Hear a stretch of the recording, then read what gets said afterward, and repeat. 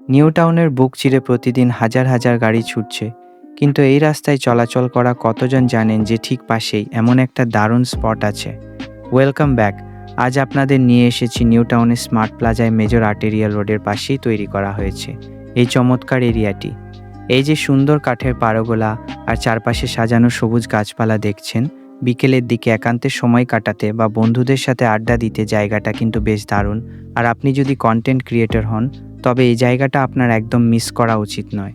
এখানে রিলস বানানো, ইনস্টাগ্রামের জন্য নান্দনিক ফটোশ্যুট কিংবা ভিডিও করার জন্য অসাধারণ সব ব্যাকড্রপ পেয়ে যাবেন।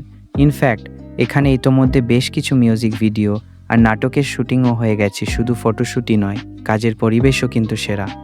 এনকেডিএর তৈরি এই প্লাজায় গ্রানাইটের ওয়ার্কস্টেশন টেবিল দেওয়া আছে, সাথে ল্যাপটপ চার্জিং পয়েন্ট আর ফ্রি ওয়াইফাই, অর্থাৎ প্রকৃতিকে সাক্ষী রেখে শান্তিতে কাজ করার এক দারুণ কম্বিনেশন। এবার আসি কিভাবে আসবেন। এটি নিউ টাউনের বিশ্ব বাংলা গেট এবং রবীন্দ্র তীর্থের ঠিক মাঝামাঝি জায়গায় অবস্থিত। বাসে এলে রবীন্দ্র তীর্থ বাস স্টপেজে নামলেই হবে, আর মেট্রোতে আসলে সেক্টর 5 বা করুণাময়ী থেকে অটো বা টোটো ধরে সোজাসুজি চলে আসতে পারবেন। তাহলে আর দেরি কেন, পরবর্তী রিলস বা শ্যুটের জন্য ঘুরে আসুন স্মার্ট প্লাজা থেকে।